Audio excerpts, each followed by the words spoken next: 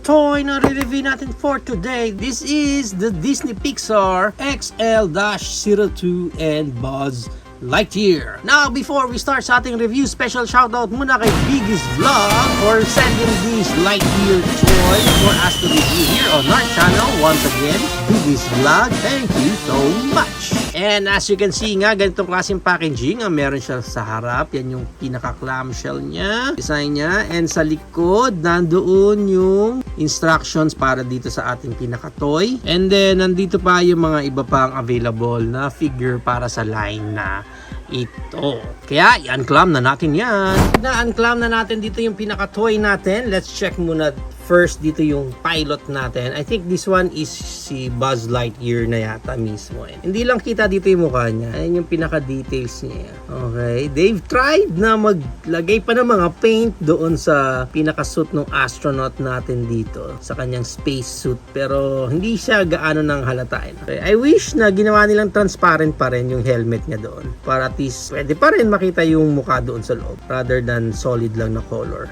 Okay. Yan pa yung pinaka-details niya. Yan sa likod. Okay, and then para sa articulation ng pilot natin dito is walang head movement sa head. Sa arms niya, naro-rotate lang yan, 360. Yung pinaka-shoulder lang, ganoon din sa kabila. Okay, wala nang any movement sa elbow or sa hands. Pagdating sa legs niya, natataas baba lang. Yan ang high kick niya and yung back kick naman niya, ganyan. And then, yun lang ang pinaka-movement niya. Wala nang sideways or anything or even bend sa knees and sa feet. Wala na. So, yun lang ang pinaka-articulation ng Space Ranger natin dito. Now, let's move right along na dito sa ating pinaka-spaceship which is ang XL-02. Check muna natin yung pinaka-details niya. Yan ang itsura niyan sa harap. Yan. Sa likod. And then dito. Yan. And then sa ilalim. Maganda yung pinaka-details niya. Especially dito sa side na to. Ang ganda nung parang pinaka-texture nila dyan. Sa side niya, ganyan ang itsura niyan. Sa kabilang side, dyan. Ganyan naman. X02, yung pinaka-name. Yung jet natin dito. Yan. And then, ang pinaka-gimmick naman dito, syempre, first is yung kanyang cockpit. Na-open niya ng ganyan. Ayan. And then, transparent na yellow yung pinaka-cockpit niya dito. And then, sa loob, check natin yung pinakalaman niya dun sa loob. Andun yung pilot seat. Wala nang any computer sa side. Ang pinaka parang computer lang niya is yung nandoon sa harap na nasa white lang din na area. Yun lang. Sana naglagay din sila ng mga something pa doon sa mga side. Diba? Parang mga, may mga controls pa.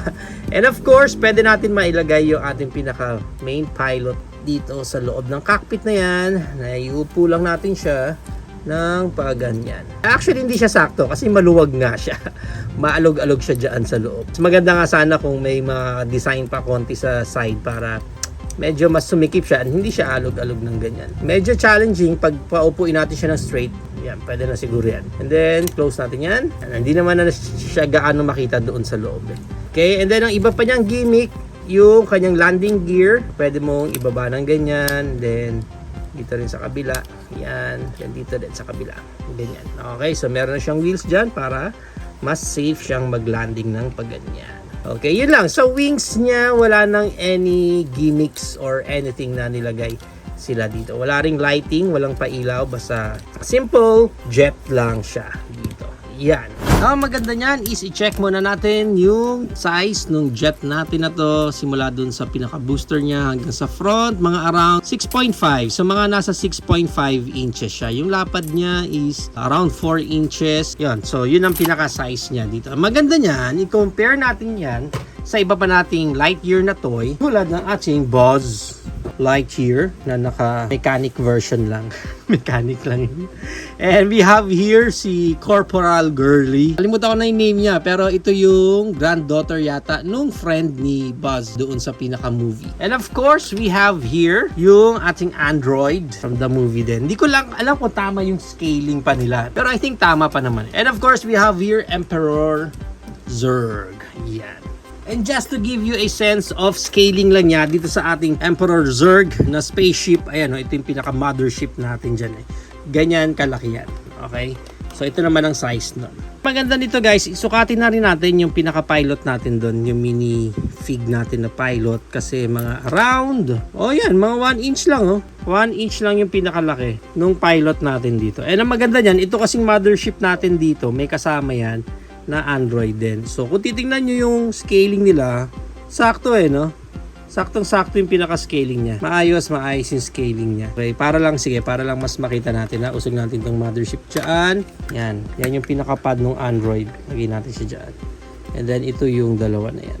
Yan, okay. So, maganda yung scaling ng mothership and I think ito yung works best. Ito yung scaling. But itong nasa likod naman natin ng mga Lightyear toys, obviously iba naman yung scaling ng mga yan. Okay, pero this one works well, Ang ganda rin nila. So yan ang ating height comparison. We are planning to buy this Lightyear toy. SRP niya sa mga malls is 999 pesos. But then again, depende na lang kung makakuha kayo ng naka-sale na rin niya or sa ibang market na mas mababa ang price niya. There you have it now guys, na ang ating Disney Pixar's Lightyear XL-02 and Buzz Lightyear. What do you think of this toy? Is it a go for you or a no for you? Whatever thoughts, please comment it down below. But for me, I think ang magkakaroon ng bearing itong pinaka-toy natin na to if you will partner it with your other spaceships then or spacecraft. Kasi doon mag-work well talaga yung pinaka-scaling niya. And I think maganda pa niya kung gagawan nyo sila ng diorama kasi nga included na rin dito yung minifigure na pilot natin. Pagdating dito sa pilot natin, medyo hindi lang siya madali itayo kasi nga napakaliit niya and super challenging talaga pag itatayo natin siya. But then again, at least nag-include sila ng pilot para at least dagdag yun sa gimmick natin dito na pwede mong ilagay dyan sa loob and then pwede mong i-close yung cockpit niya, so dagdag yun sa playability niya. And kahit pa paano, nagdagdag sila dito ng mga landing gears para dito sa jet natin, which is okay din naman yung playability na yun. I wish na nagdagdag pa sila ng something gimmick pa dito sa mga boosters or even sa wings niya na pagdagdag lang sana sa overall playability nung ating toy. Overall, for me, itong pinaka-jet natin dito, maayos ang pagkaka-execute nila, maganda yung details, maganda yung mga paint up din niya, and I think nga, mas maganda tingnan yan kung makakakuha pa tayo ng mga iba pang jets tapos i-display natin siya sa isang maliit na diorama natin na magkakasama yung mga spacecraft na yan or yung mga jet na yan kasi para ka magkakaroon ng sarili mong space station sa collection mo, which is maganda yun, okay.